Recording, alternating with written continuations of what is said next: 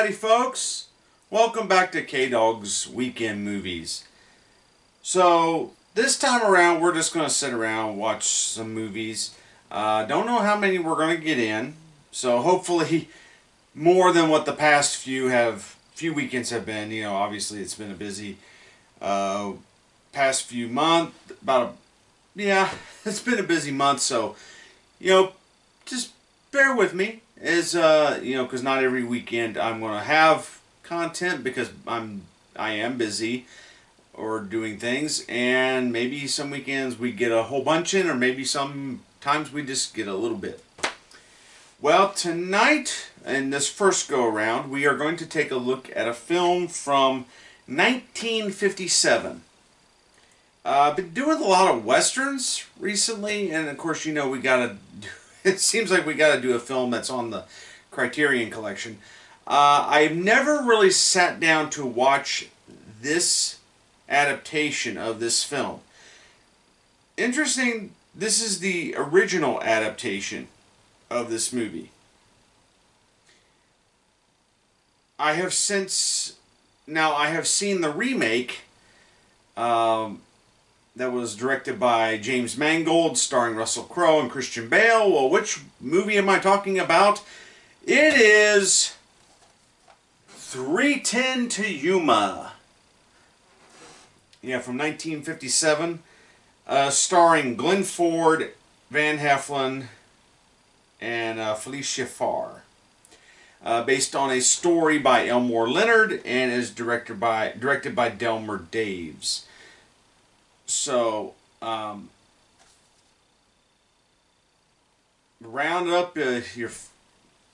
everybody up that you want to watch this with. It is available on the Criterion Collection. I'm not sure if it's available anywhere else. Check Max if you have the Max streaming service.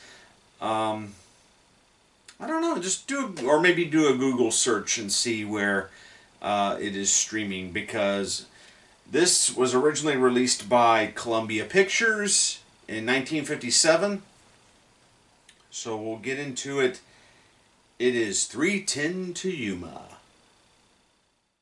So that was 3:10 to Yuma from 1957, directed by Delmer Daves, starring Glenn Ford and Van Heflin in the lead roles there. This is based on a story by Elmore Leonard. This became a fairly popular Western back in its time. So much so that in, I believe, 2008. Well, anyway, later on, James Mangold and Christian Bale and Russell Crowe remade the film with a slight difference of outcome in the story. Now, there's a possibility that version is probably... I've never read the book, but there's a possibility that version is probably a little bit more faithful to the book, as some people say like remakes are not necessarily remakes, but they're simply reboots of stories.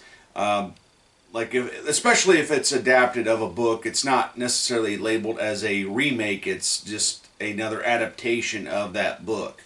But what goes on here is that Glenn Ford plays this notorious stagecoach robber, gunfighter by the name of murderer, essentially. By the name of Ben Wade. And so we find him robbing this stagecoach. He robs of its treasures, whatever. And so he takes the horses, and some people are hurt, some people are killed. So this basically leaves them for dead, and then heads into town. Well, a witness to this is Van Heflin's character. And he's just this ordinary farmer, cattleman. Yeah, Dan Evans is the character name. But he's just this ordinary family man, cattleman. He's there rustling up his cattle, and when Ben Wade robs that stagecoach, he of course drove off the cattle, and so Dan has to go round up the cattle again and continue what he was doing. Well, they eventually set up a trap to catch Ben Wade in the local saloon, to where he is captured and held in custody. Now, the other problem to this is that while they have been in custody, Ben's posse, his loyal followers, are plotting and planning to basically steal him back, set him free, and go from there. But the marshal and Dan determined that there's only one way that Ben can pay for his crimes, and that he has to be put on the train to the prison there in Yuma. So the title of the movie is 3:10 to Yuma, because that's the time of the train going to Yuma. It's 3:10, at 3:10. So, and at the end of the film, you have this big shootout where the posse and the marshal's men have this big, massive gunfight to free Ben Wade and get him freed. And they hijack a town. This is just a good, solid Western with a good story. And the thing with Ben Wade is that he almost becomes likable. He almost becomes likable. But you can't forget the fact that this guy is a murderer and he's a thief, and he does have good morals behind him, but his intentions are not, what he does is not good. So it's just a good solid Western and a good thought out story. It does have a happy ending to it that where they essentially save each other's lives in order to get on that train, and Ben holds his promise to going to Yuma and getting on the train. So that was 3:10 to Yuma. So stay tuned. We'll have the next movie coming up. Alright, well, we're back, and tonight we're going to do a little bit different approach to this. We're actually going to take a look at a documentary. So rather than the typical Hollywood fare, we're going to take a look at a documentary. This one's also on the Criterion Collection, but this is one I keep going back to because I, in a way, kind of fell in love with the music of this film and the group itself. The film is directed by Martin Scorsese. It came out in 1979. It is The Last Waltz. Yes, directed by Martin Scorsese, released in 1970, actually 78, I'm sorry, I said 79, this was 78, released by United Artists, and it's a documentary documenting the last performance of the group called the band, which consisted of members, let's see here, of, gosh, Lee Von Helm, Garth Hudson, Robbie Robertson, Rick Danko, and Richard Manuel. Of course, this was a rock and roll band that was popular in the 60s and the 70s. Their most famous song is The Weight. And they also did songs like Up on Cripple Creek. And they had an interesting...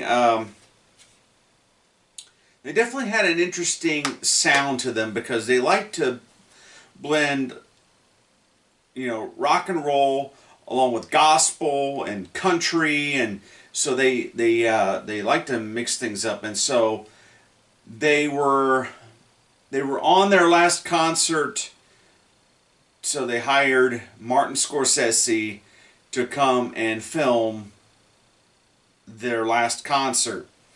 There is a little bit more trivia I do know about this film, but the reason why we're watching it tonight because I keep coming back to it. This is one of those movies especially out of the Criterion Collection, I find myself watching quite a bit and just rewatching just because I don't know why. It's just it made me kind of fall in love with the music of the band a little bit, and I'll explain that a little bit later on. So it's going to be a little bit of a late night tonight, but I'm willing to stay up and watch this film because it's a very entertaining film. Again, originally released by United Artists in 1978. Here is The Last Waltz. So that was The Last Waltz from 1978, directed by Martin Scorsese, released by United Artists. A film that is documenting the last, literally the last performance of the group, the band. And the whole film spends the entire time going through how they started, how they came together, and how they toured with Bob Dylan, and then eventually why they left. And they decided to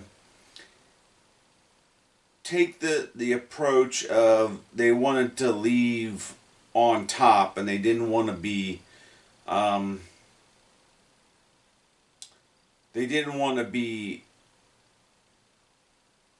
still touring at 20 years of being together. They decided to call it quits after 16 years of being on the road, which is quite a lengthy time, being together. But this is how influential they were, and so that the concert itself was actually filmed in 1976.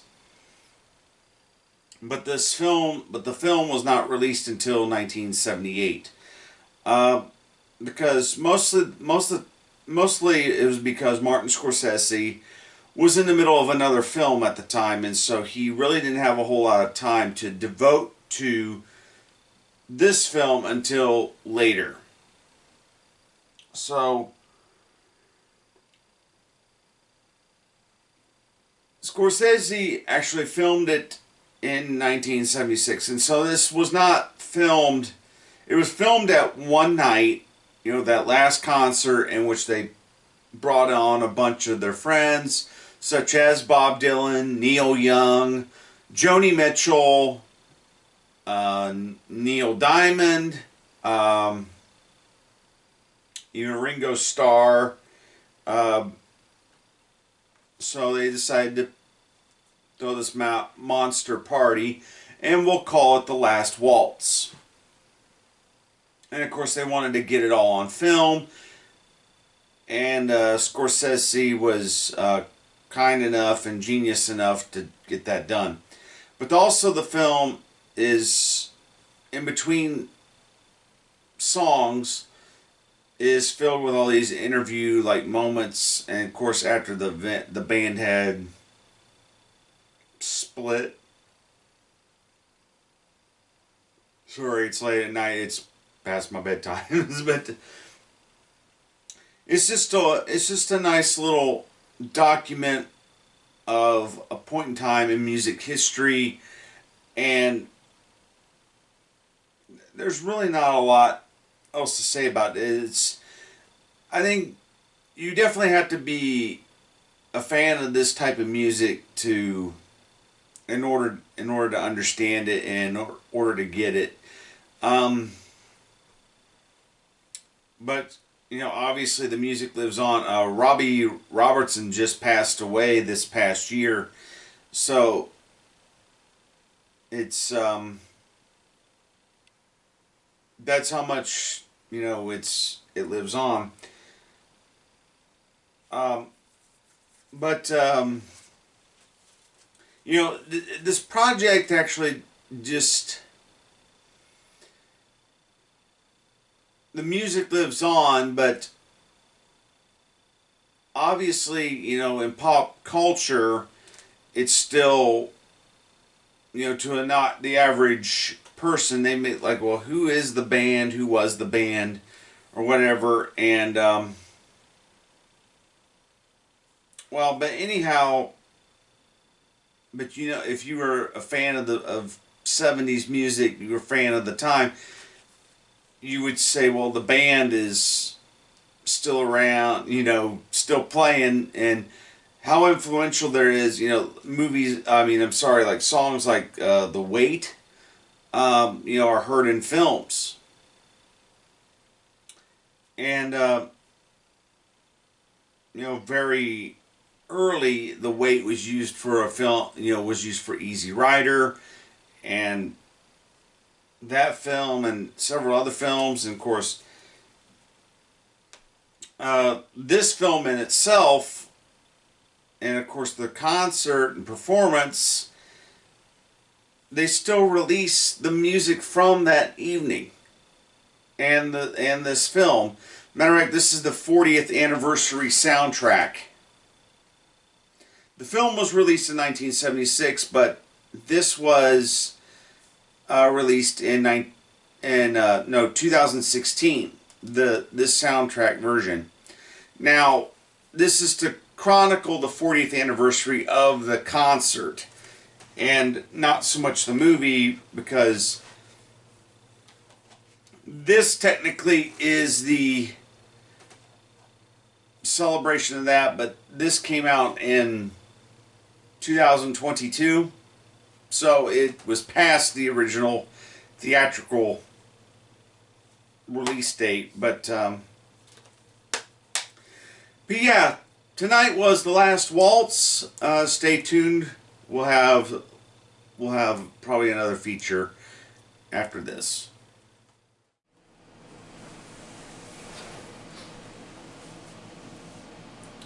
Well, continuing this weekend. Actually, you're seeing 2 weekends combined into one. I thought,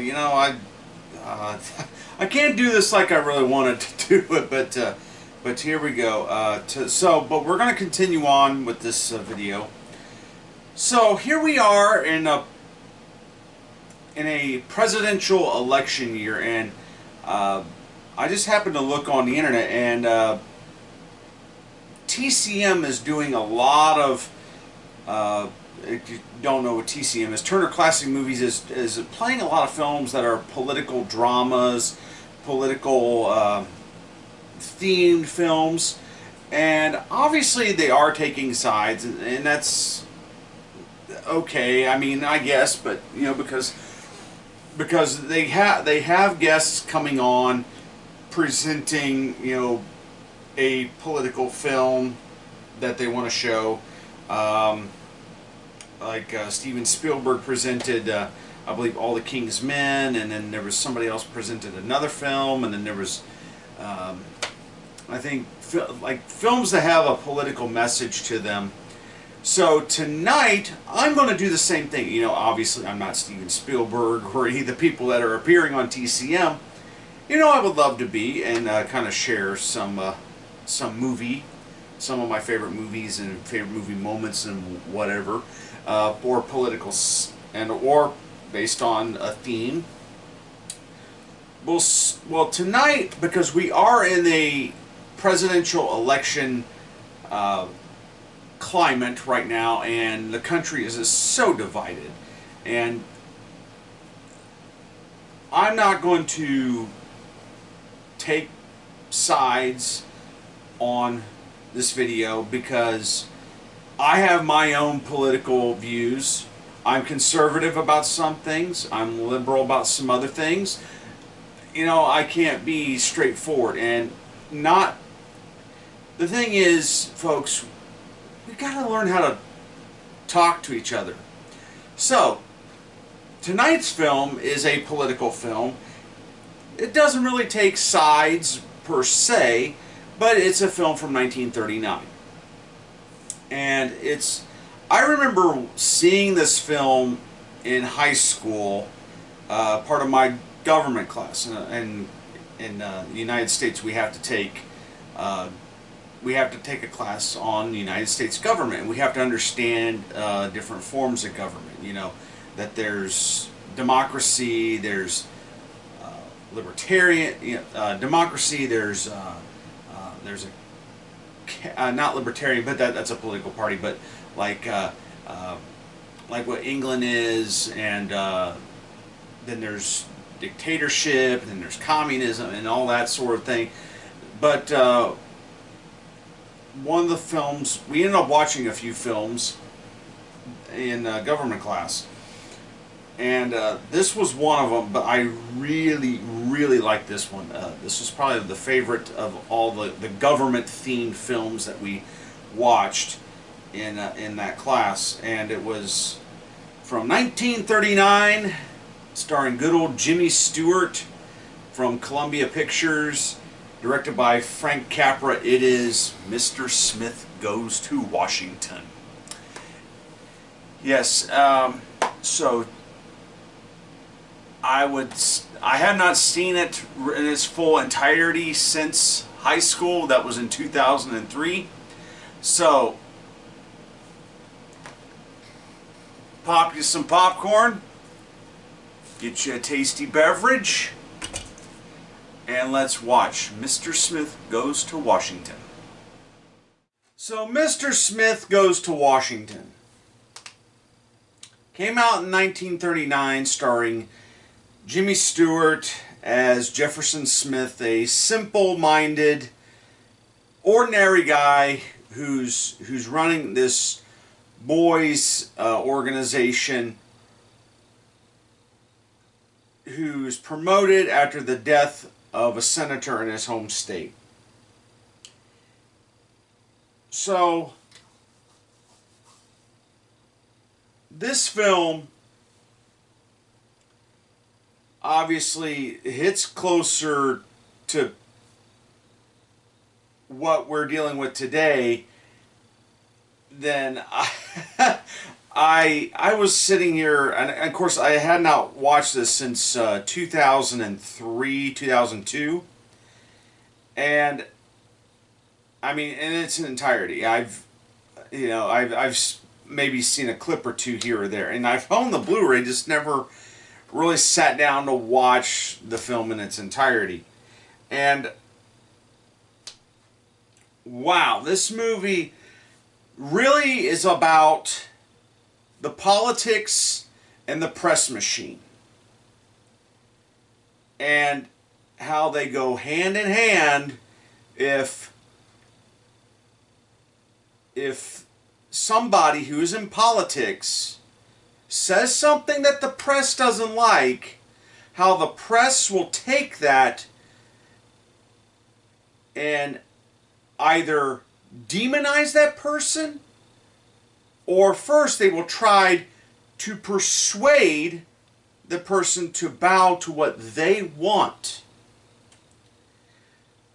See, when Jefferson Smith is appointed, he's appointed because they think, well, he's a common guy, that he's not going to be smart enough to stand up for whatever. He's not going to stand up and revolt. He's going to do what we say. Well, that backfires. And so at the end of the whole climax of the film is Jefferson Smith taking over the Senate in a filibuster, basically talking till he drops dead. And it's all, this movie was really about the press machine and how the press can either distort or control our elected officials. And think about what's going on right now. And again, I'm not taking sides. I myself am not taking sides, but just you, the people, obviously you make up your decision who you want to vote for. But think about who gets off easy with the press and who takes the biggest criticism. You know, enough said. I mean, and all of this, and all of that took place in this film is that Jefferson Smith wants to build this big camp for young boys who are troubled, that may be orphaned or don't have anything to rely on or any good parenting. It's a place where they can learn and how to be mentored and grow and so on and so forth. But what happens is there's a powerful person by the name of James Taylor, played by Edward Arnold in this film. No, it's not the singer, but James Taylor. But Mr. Taylor is wanting to build a dam. And he's counting on Senator Joseph Payne, who's also the senator from Mr. Smith's home state, the colleague. Because in the Senate there's 2 elected officials that serve in the Senate from your home state. Okay? So, Mr. Payne is going along with this to build this dam on the same property that Jefferson Smith is wanting to build this camp. Well, Jefferson Smith doesn't know that they are secretly plotting to build this dam. And so they begin the smear tactics to say that Smith had had a deed to this property and that he's stealing boys' money and whatever. Because that's the thing, is that the government is going to pay for this land, but the boys will pay it back, contributing, anywhere from a couple pennies to a dime. So the boys will eventually pay it back. So again, they begin this smear tactic to say that Smith owned the land and so he's just robbing boys of this money. Well,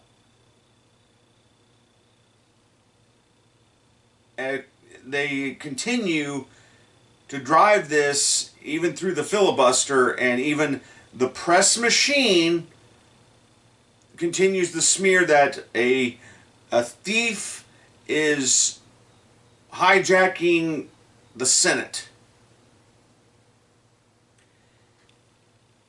So we just saw, if you watch the film, we just saw the ending of it. and that Senator Payne gives up. He gives up and exposes the whole thing, that what he was saying was true and that they were out to attack him. Again, I'm not taking any political sides here, but just we see that also all too often these days.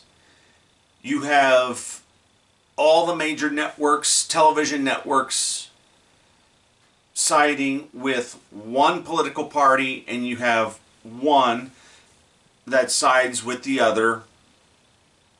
And so it's a machine. It's a machine. Now, I'm not saying, don't vote. I'm not saying that at all. But I'm saying think about for yourself. Because we, the people, are in control of this country. Not the politicians, not the media. And I want to show you something. Do you see this little device right here? Every television comes with this. Every television, every single piece of electronics pretty much nowadays comes with this. It's called a remote control. And it has all kinds of features on it. It has a channel changing button to where you can turn it off of whatever politically sided thing that you don't want to hear. Or it also has a little button on the top here. This is called the power button. And what happens? I hit that, it turns off my television. Because that way, no image nor sound is coming through my television. We have the control. We have the control.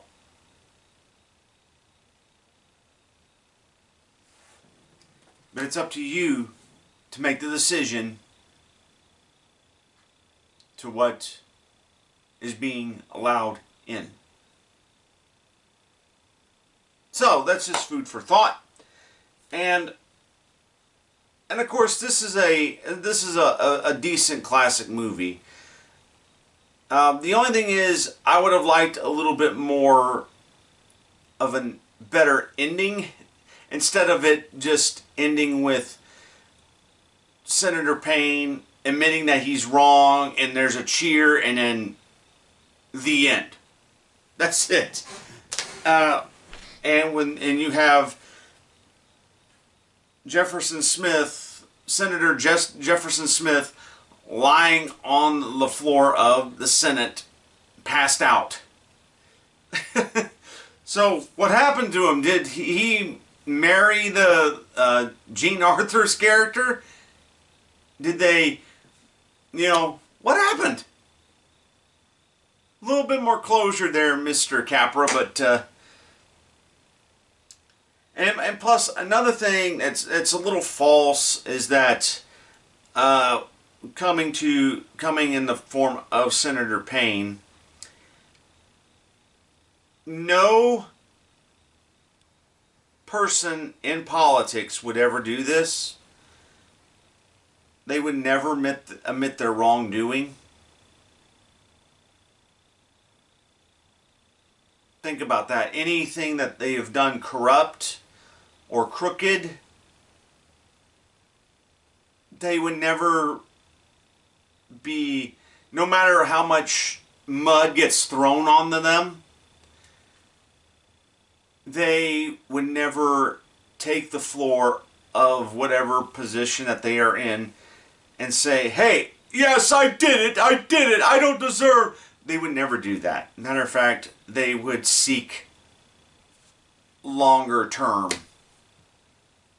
That's where the film does take the fantasy route, and yeah, it's but it's still a good movie, and it's a depiction of the press junket. Really, how the press can be either pro or con.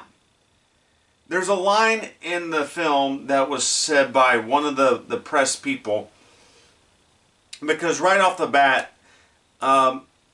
Jefferson Smith is, kind of painted as a goofball, as a clown, just this, this podunk that's kind of come into Washington D.C. and kind of a buffoon. And so national the regular reaction to out of anybody was, you're upset. And so he starts punching all of the press people. And well, of course, they start using that as ammunition. But they corner him in their little speakeasy or club or whatever they have. The press club. And so they corner him and one of the press guys, he ends up being for Jefferson Smith at the end, but he kind of corners him and says, Mr. Smith, what do you think we are? We are not politicians. We are the ones who are actually in control. We're the ones that are actually in control. We don't have to worry about getting reelected.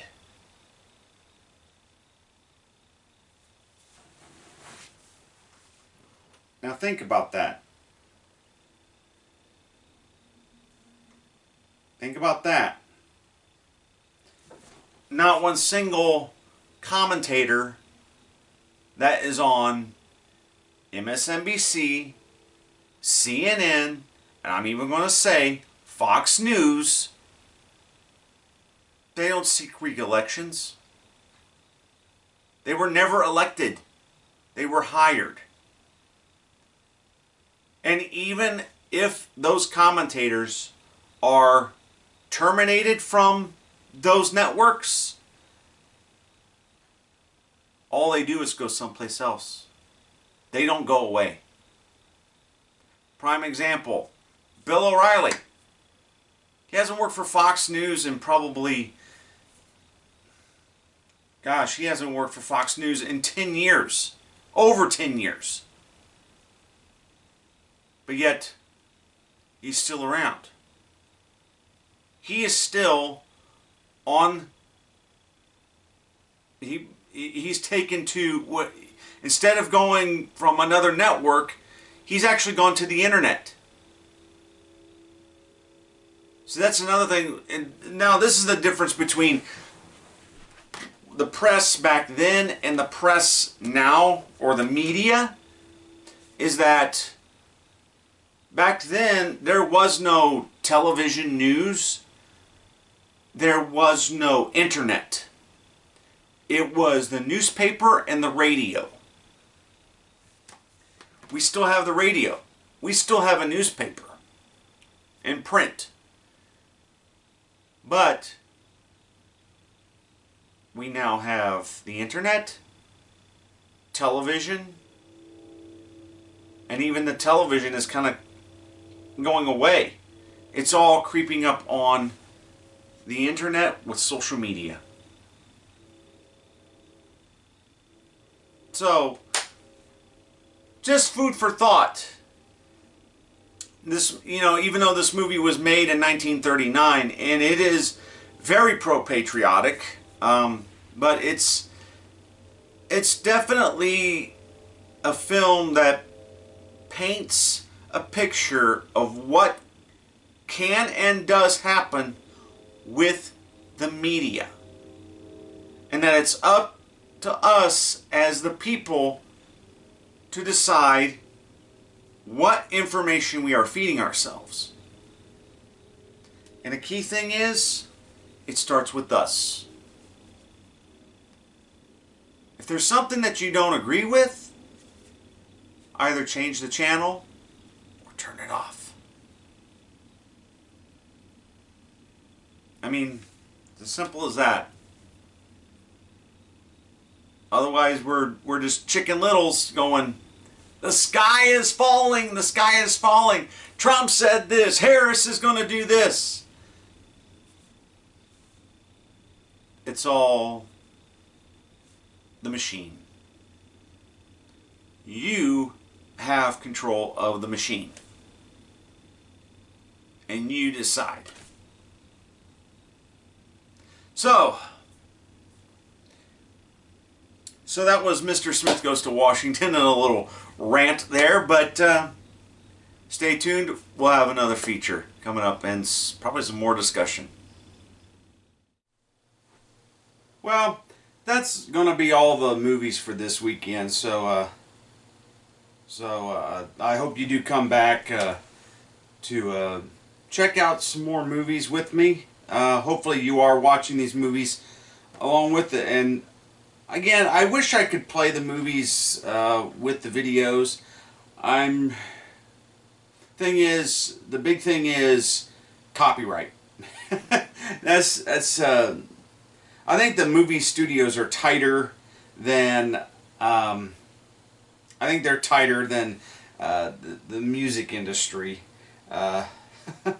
in terms of copyright, because like if you can use a clip from a song or something on YouTube and it gets tagged or whatever and says, they're not going to block it, but it gets tagged and like, okay, so many seconds here you're using this music, but we're not blocking you or whatever. But a movie, it's no. If you so much as use clips from a movie, no. So I don't know how some people, I know like some of the people, they use Patreon to do like to fund their videos. I choose not to go that way unless I find a dire need to. But I kind of see myself as partially critic and partial host, because, you know, like I said previously, I wouldn't mind being on Turner Classic Movies, you know, hosting a movie or something like that, you know, but obviously I'm just average Joe, just doing a YouTube video about movies that I watch and just talking about them. Now, it's really interesting to bring this up, because you think about, like, when I was growing up, there was no such thing as YouTube. And if you wanted to see if a movie was good or bad, you turned to newspapers, you turned to magazines, and maybe you would get somebody who did criticism on television. The most famous guys were Siskel and Ebert. And I was just checking out some of their past reviews and how they tended to disagree a lot, and they did tend to fight. I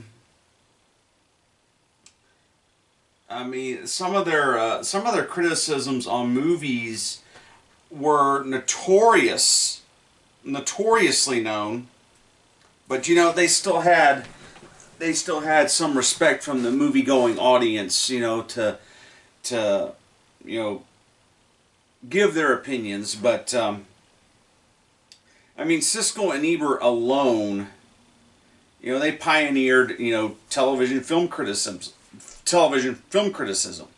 and then that later changed to Ebert and Roper, and then along comes the internet with its with YouTube and things like that, and so now you have a whole lot more of professional and the amateur film critics like myself coming on and doing their own versions of that, and that's how far we've gone.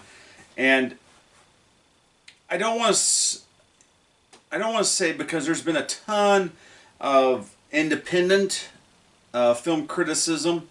One is, and I enjoy their videos quite often on YouTube, and that's Film Threat. But Film Threat is a magazine, it originated as a magazine. Now it's a website, and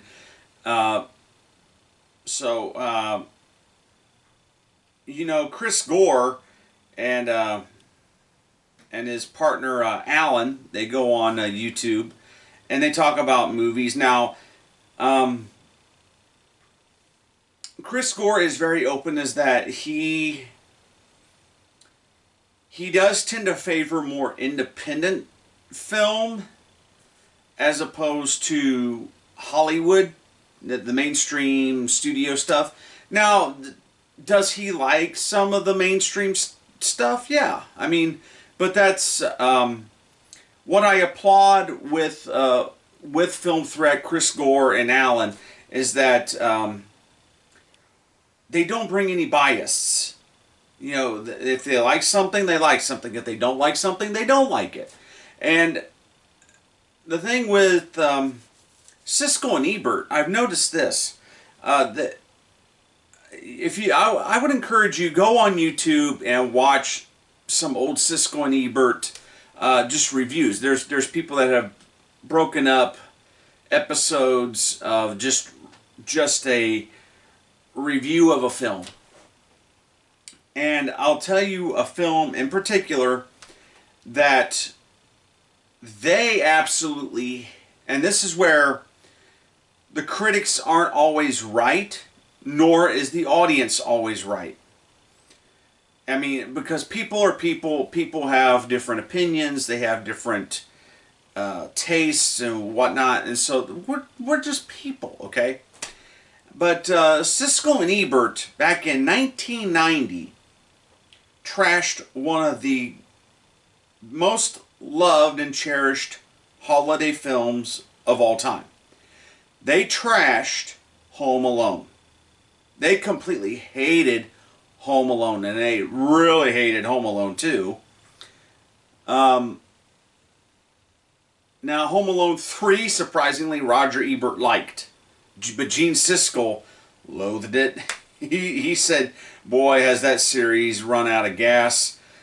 But Roger Ebert liked it. He said he thought that Alex Linz, who played the kid in Home Alone 3, was better than Macaulay Culkin.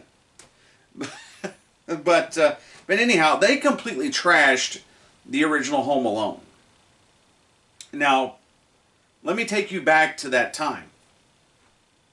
Home Alone was a huge, huge box office hit that really nobody saw coming. No one saw it coming. Matter of fact, yeah, it's John Hughes, but up until that time, John Hughes comedies were, shall I say, of the teenage audience or the young adult audience. The previous year he had made Uncle Buck, but yeah, he had made Uncle Buck, but then he followed it up with Home Alone. Okay, but John Hughes produced Home Alone. He directed Uncle Buck. And Chris Columbus directed Home Alone. And the thing of it was a different form of movie back. It was a different movie that came out of nowhere at that time. It was not no one saw that movie coming. I mean, obviously it was getting made. It had 20th Century Fox behind it, and so it was going to get released by hook or crook. But the budget on Home Alone was only $8 million, and so it grossed this gargantuan amount of money because I looked it up one time, and I looked up my local newspaper, and I just watched how many weeks, just as a local level, how long Home Alone played in the theater, and it played clear up until spring. That's a successful movie. If you're going from like Thanksgiving all the way to spring, you've got especially in 1990, you've got a hit movie on your hands. That was Christmas themed and whatnot. So, but Siskel and Ebert hated it. They hated it this is how bad they hated it. They put it down and ended up reviewing it because they were looking at the box office. It was this huge hit. And they went back and saw it again, and they're going, what in the world is people seeing in this movie? They said, we think this movie's terrible. But what in the world are these people, why are people going to see this movie and going to see it again and again and again? And then they finally figured out, because it helps empower little kids. So it helps empower kids, but they thought it was trash. So now those were respected critics. But you know what? People still tuned in to Siskel and Ebert, clear up until both of them passed away, or until they took the show off. Because Gene Siskel died in 99, I think, and he died of cancer. Roger Ebert died, I'm trying to think how long ago he's been gone, but he's been gone probably about a decade or so. But he died much later because the show continued without Gene Siskel, and they brought on Richard Roper. Now Roger Ebert and Richard Roper, they had their disagreements, but it was nothing like Roger Ebert and Gene Siskel. It was nothing like it. I mean, because even when they disagreed on something, they disagreed. One of the big disagreements was there's two films, I think, in particular, where in both cases Roger Ebert liked both of the movies and Gene Siskel hated both the movies. The first one was Benji the Hunted from 1986, released by Walt Disney Pictures. Gene Siskel hated it because his main comments were that he was bored with Benji running. And he said, your kids will love it because it has a lot of scenes where Benji takes care of all these cute little cougar kitties. But Gene Siskel defended the fact that it was a kids' movie, it was aimed for children, that it was a decent children's movie. And there was very little dialogue, but kids would love it because it's got the cute and cuddly animals in it. And the other film was Cop and a Half with Burt Reynolds. And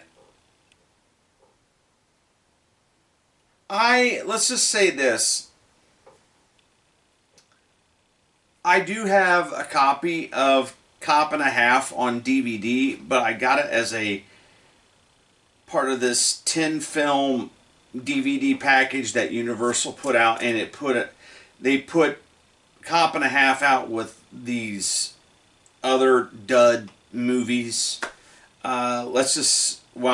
I'll tell you, Ghost Dad is also in that pack. Enough said. So, but Roger Ebert liked Cop and a Half. Okay, but what I was going to say with Cop and a Half, even though like I said, I have it on DVD, I have not watched Cop and a Half since it came out in 1992. That's where I stand with Cop and a Half. You know, I bought it with a pack of 10 movies, and it's like, okay, I'll just hold this one. but yeah, but also,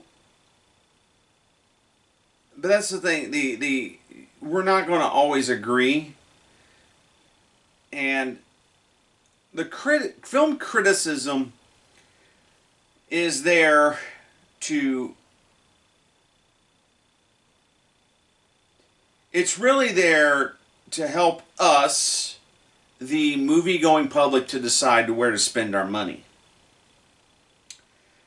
And it's always been there since the dawn of film. There's always been the film critic. There was one person, and you know what? This person was kind of right. Especially of the TV critics. Is that there was one filmmaker said that a critic is just a wannabe filmmaker who couldn't really get a job unless it was in the porn industry. And I've looked this up. Roger Ebert. He was a screenplay writer on a sex film of the 70s, of the late 60s, early 70s, I think. But yeah, yeah, it's crazy. But anyhow, that's just a weird topic about film. Even though some of it is true, like I said, with Roger Ebert, but also I've heard stories about Gene Siskel. He liked his women, but anyhow, it's, you know, but film criticism really got popular because of them, taking their show to television. And before then, it was print, it was magazine, it was the magazines and the newspapers, and so it's, some of these people are still writing today, but you have people like Peter Travers, who still writes. He used to write for Rolling Stone. He can be an entertaining critic, but then there's others. But one of the critics that people tend to look up to was Pauline Kael, and she could be brutal. She like a lot of films that you thought that you loved. Oh boy, did she cut them down.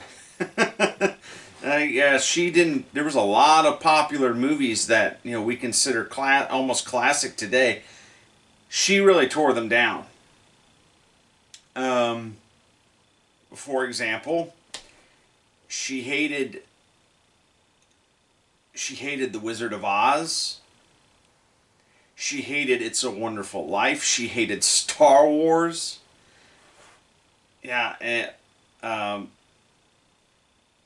yeah, it's just weird. But one of her favorite movies was Last Tango in Paris. Again, with the sex film. So, even though that was a woman, but yeah, it's with film criticism. It's pretty much spread. Everybody is. We have our reliable sources that we go to, but then also we tend to turn to ourselves a little bit more in the YouTube community because take for example a movie like Deadpool and Wolverine. As soon as the first showing of that movie, there was a review that went up on YouTube immediately. Just about the same time that the magazine critics or the big time critics were posting their review. So, and that's kind of where film criticism has gone. But yeah, I think definitely in this day and age, movies have and I'm just as guilty of it. I'm doing this right now. But I'm also going back. I'm just sitting. I'll just go pull a movie from my DVD room or my movie room, and I'll put it in the player. I record, what I think of it. Going in, I'll record an intro. Record, what my thoughts were on the movie. So it's. I will say I'm part of the group, and a lot of times, like I said, a lot of it is a lot of these people are, even to this day, they're struggling filmmakers. And where do you get your start? Well, you start being a critic. That's nothing new. I mean, for example, Francois Truffaut. Is anybody familiar with Francois Truffaut? The French guy from Close Encounters of the Third Kind? Well, everyone knew him as a director when he did the Close Encounters. And he also acted in his movies. But not too many people talk about when, before he made his first movie, he was a film critic. He was a French film critic. And he reviewed French movies, American movies. He really did write and love and partake in cinema. That's who he was. So he ends up being one of a well-respected filmmaker. So, but that's not the way everybody turns out, but some of them do. So, I think I'm just going to call it a weekend. So, from me to you, see you later.